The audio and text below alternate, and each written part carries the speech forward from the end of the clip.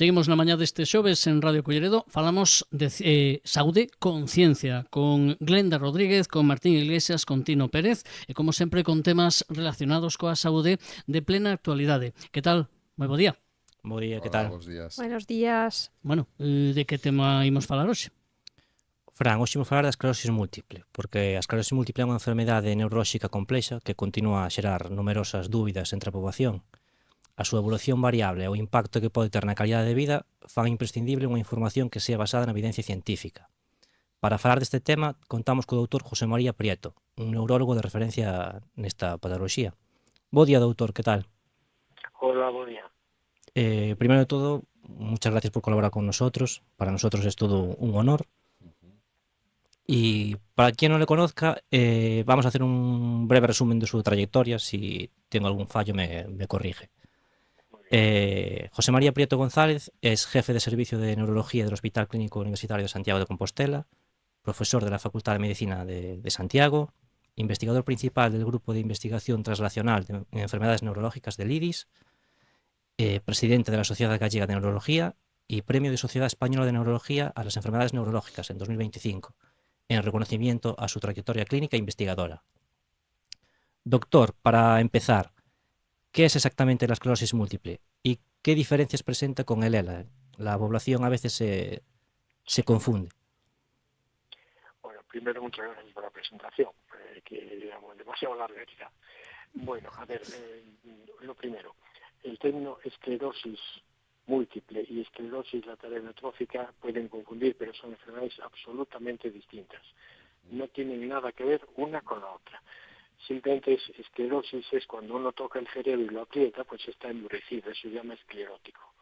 Y tanto en una enfermedad como en otra se pueden ver ese endurecimiento, por eso llaman las dos, empiezan por esclerosis, pero no tienen nada que ver. Cuando decimos esclerosis múltiple, nos referimos a una enfermedad que se llama autoinmune, es decir, una especie de alergia que tiene el propio organismo contra algún componente propio, en este caso contra la grasa que aísla los nervios entre ellos, para entenderlo de alguna manera, el plástico de los cables. Y lo que no sabemos es por qué motivo el organismo, ese plástico, que se llama mielina, que es grasa, no lo identifica como propio y lo agrede porque le intenta eliminar, claro, al no ser propio. Es una enfermedad que se llama autoinmune. Vale, o sea, por ahora no conocemos las causas, ¿no? De por qué pasa esto, pero tenemos un perfil tipo de paciente, un perfil frecuente en el que sí que aparece esta enfermedad. Sí, vamos a ver, primero, sabemos que no es hereditaria y que no es contagiosa, que ya es saber a veces muchas cosas. Sí. La causa no la sabemos, desde hace muy pocos años, ¿no?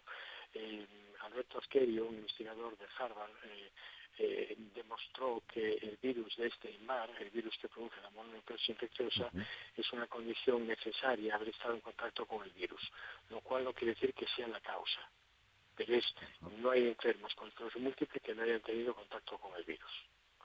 Esto es una cosa que es remarcable, pero sobre todo interesa esto, que no es ni infecciosa y no es hereditaria.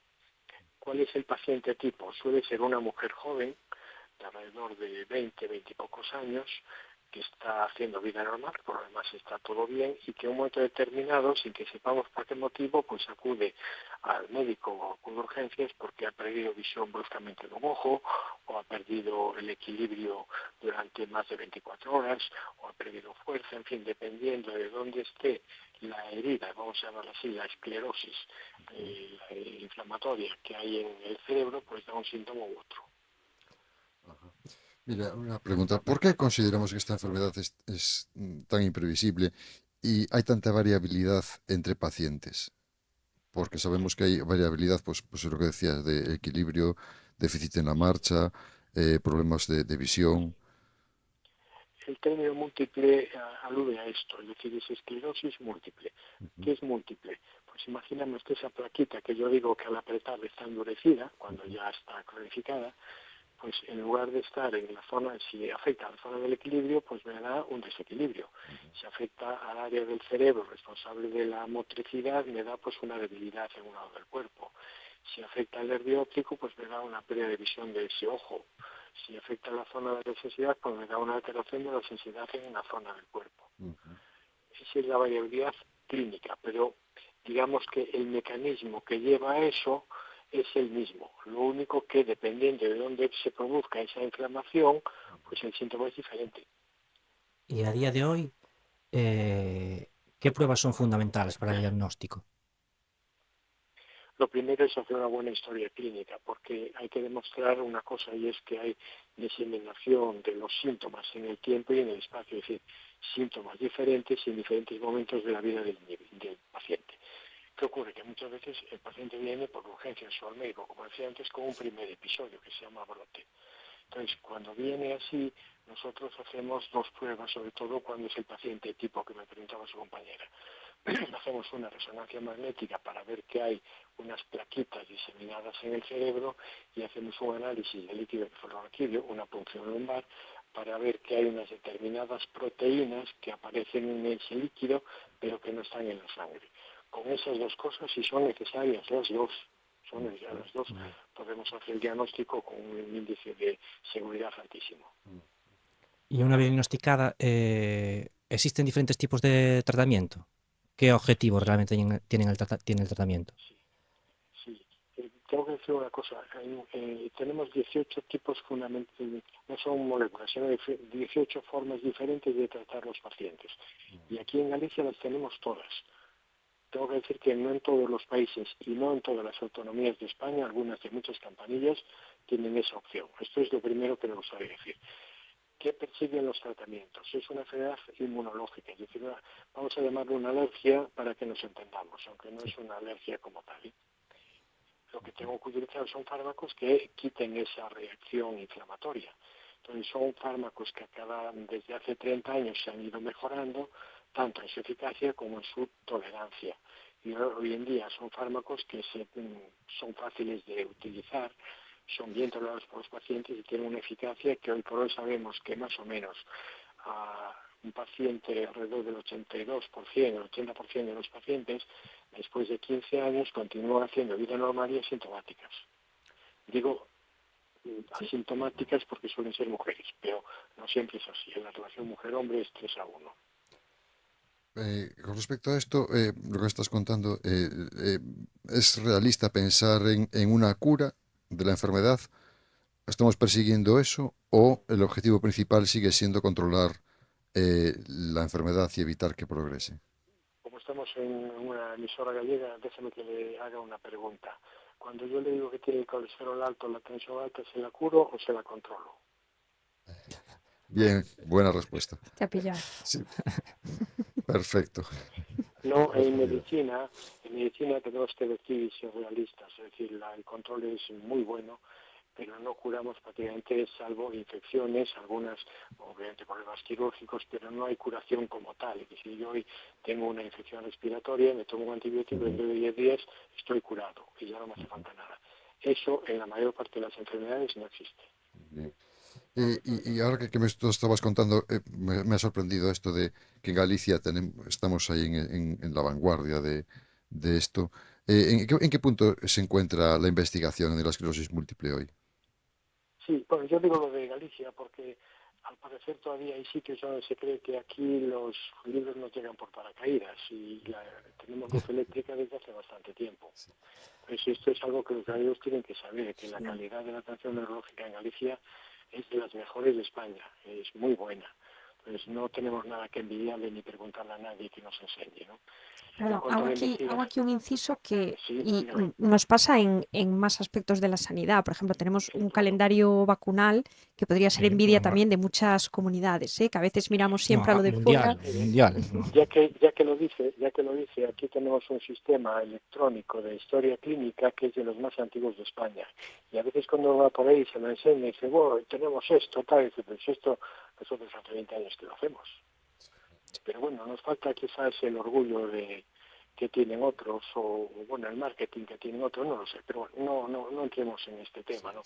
La investigación en este momento está centrada primero, siempre estuvo centrada en buscar obviamente lo que me decía antes, de la cura, pero la cura de las enfermedades tiene que saber la causa y generalmente no la sabemos, y son causas múltiples y enlazadas, ¿no? Esto es lo primero. Entonces lo que se pretende es desarrollar fármacos lo más cómodos posibles para el paciente y más eficaces. y eso lo vamos consiguiendo. ¿Qué tenemos en este momento como reto fundamental? Que hay un grupo de pacientes que tienen lo que llaman formas progresivas, bien sea primarias desde el principio, que son muy poco frecuentes por la fortuna, o bien sea pacientes que no han respondido suficientemente bien o que los fármacos que utilizamos en su momento no controlan bien la enfermedad. Se llaman las formas secundarias progresivas. Ahí estamos desarmados y hay muchos estudios en marcha para desarrollar fármacos para estas formas. Y después hay un aspecto muy importante que son los tratamientos sintomáticos, es decir, cuando un paciente tiene pues calambres o tiene dolor o tiene un desequilibrio crónico, el buscar fármacos que puedan controlar o paliar de alguna forma esos síntomas. Ahí estamos muy desarmados y ahí hay que reconocer y entrenar nuestra mea culpa, porque hace 30 años que llevo enfermo de esclerosis múltiple, ha mejorado muchísimo el control de la enfermedad, pero sin embargo fármacos sintomáticos nuevos solo ha habido 2. Bueno, quizás ahí es el punto pendiente. Hablamos de Si me fármacos. permite, hay otro punto pendiente, y a lo mejor lo encontrarán ustedes revisando la bibliografía.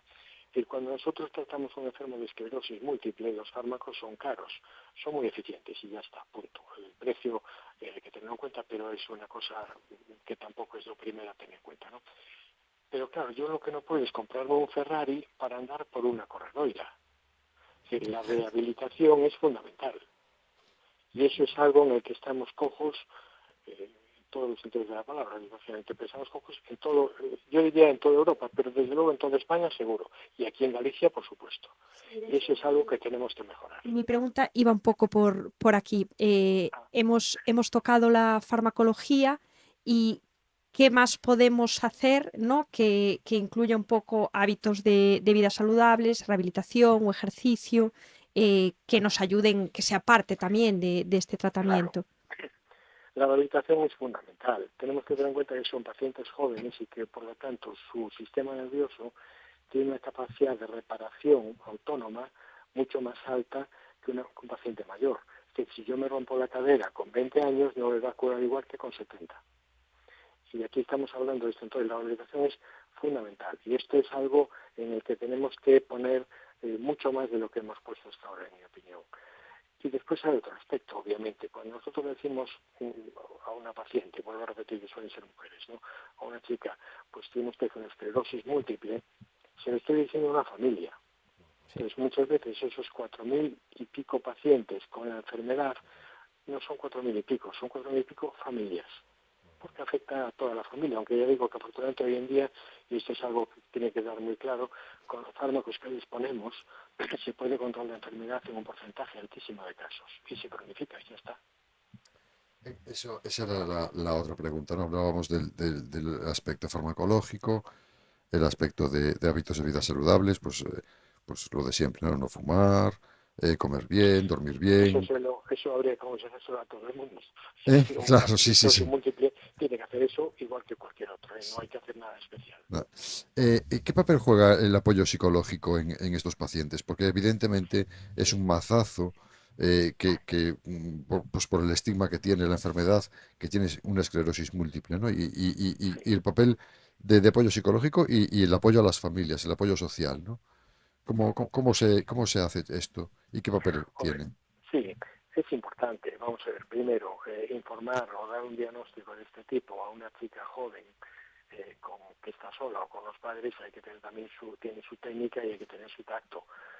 Yo siempre le digo a mis colegas y residentes que el diagnóstico no se puede hacer en urgencias, hay que hacerlo sentado y habitualmente en 2 fases. Primero hay que hacer una fase de aproximación, explicando que es un problema crónico, bueno, tiene su técnica. Y en una segunda consulta, a los pocos días, 15 días o unos días, pues se resuelven todas las preguntas que el paciente quiera saber. Hay una cosa muy importante en medicina y que a mí me lo enseñó mi maestro, ¿no? Y es que el paciente tiene derecho a no saber. Esto es un derecho que a veces olvidamos porque la demagogia nos lleva a cierto tipo de alegrías, ¿no? Pero el paciente va a preguntar lo que quiera preguntar. Y yo le tengo que contar lo que tiene que saber, pero no lo que yo supongo que puede ocurrir. No sé si me estoy liando. Sí, No, no, sí, o no. nosotros somos Contrario. enfermeros de primaria y lo entendemos perfectamente. Sí, es algo de nuestra práctica diaria. Bueno, cambiando un poquillo de tema, pero con el mismo eje, nos gustaría que nos contases un poquito cómo es ese nuevo proyecto, Proyecto Imaginem, en qué consiste y, bueno, qué pretende. Vamos a ver, hay varios proyectos en marcha y en este caso lo que nosotros estamos buscando, vamos a ver, cuando yo hago un contaje de las lesiones, veo una resonancia magnética y digo, bueno, pues tiene 13 lesiones o tiene 23 lesiones o tiene tanto volumen lesional, eso lo hago a mano, por un contaje. Pero es posible hacerlo con una tecnología de inteligencia artificial, es decir, con un programa, ¿no? El término de inteligencia artificial a veces en medicina me pone un poco nervioso de tanta moda, ¿no? Pero hay programas que de forma automática analizan la imagen. ¿Qué tienen de ventaja? Primero, que me dan un número, me dicen cuántas lesiones y qué volumen de lesión. Y ese mismo programa utilizado de forma repetida en el mismo paciente, me da información de cómo va evolucionando la enfermedad. Porque el grado de error que tienen los programas, que lo tienen todos, es lo mismo en la primera resonancia que en la quinta. Y por lo tanto, los cambios que haya me están dando información de si está ocurriendo algo ahí, o si estoy siendo eficaz, o si estoy quedándome corto en el tratamiento. Es un poco el objetivo, el automatizar todas las medidas que podamos de la neuroimagen. Pues bueno, por ahí puede haber un futuro. A mí aún así me ha encantado la reflexión de la medicación, de los avances, del futuro, pero la importancia de la rehabilitación, ¿no? De conseguir Sí, mantener la Por supuesto. autonomía, la fuerza muscular, etcétera, lo máximo posible, que como base también un poco de todo este proceso. verlo como una enfermedad crónica, ¿no? Mm. Que es un poco convivir con la Sí, enfermedad. Sí, yo creo que eso es es lo que nos un, vamos a llevar hoy de aquí Sí, los tres, quizás, ¿no? Me ha encantado esa Claro, reflexión. claro. Es un problema crónico, pero como cualquier otro. Es decir, no tiene por qué ser necesariamente invalidante. Este es el mensaje que tiene que tener una chica con esclerosis múltiple. Haga usted vida normal. Normal es normal. Si va usted a la playa, va usted a correr, lo que sea. Si cojea, pues no se apunta a hacer atletismo, pero por sentido común. sí. Esto es un poco lo que nos gustaría quedarnos como mensaje, ¿no? ¿Qué debería saber la población sobre la esclerosis para combatir esos estigmas y esos A falsos ver, mitos, ¿no? primero, no es contagiosa ni hereditaria. Ujú, Segundo, no es una enfermedad invalidante sin más. Es decir, ujú, hacer el diagnóstico de esclerosis múltiple no significa que ese paciente dentro de unos años esté confinado en una silla de ruedas o no pueda, no lo sabemos. Tercero, el 80%, algo más, pero bueno, vamos a decir, el 80% de los pacientes hoy en día con los tratamientos disponibles a los 15 años siguen haciendo vida normal y permanecen asintomáticos. Es cierto que tienen que recibir crónicamente un tratamiento, pero esos son los datos que tenemos objetivos. Y por último, caramba, que hay investigación, técnicas y fármacos para las formas en donde el paciente ha quedado con secuelas, y ahí es donde estamos en este momento más atados y donde hay también mucho interés en buscar soluciones, ¿no? Precisamente Y la... permítame, Sí. permítame Sí, que sí. diga lo mismo que antes, es decir, eh, tenemos que estar orgullosos del sistema público sanitario. En Galicia disponemos de todos los fármacos. No en todos los sitios puedo decir esto, ¿eh? Sí, no, lo que quería decir antes es que precisamente la primera pregunta iba por ahí, porque nosotros somos los tres enfermeros de atención primaria y es verdad que no está tan claro en la población la diferencia, aunque entre esclerosis múltiple con Enfermedad sí, amiotrófica. exactamente. Parece, Con la ELA, ¿no? parece evidente muchas veces las personas que estamos sanitarias, que Metidos. estamos en contacto con esta temática, pero para la Sí, población en claro. general no es tan fácil. No, y todo lo que lleva la palabra esclerosis, pues Claro, trae claro. mucha confusión. Por eso yo creo que estos tres últimos puntos de cosas a tener claras como mensaje final me parece Sí. maravilloso. Sí.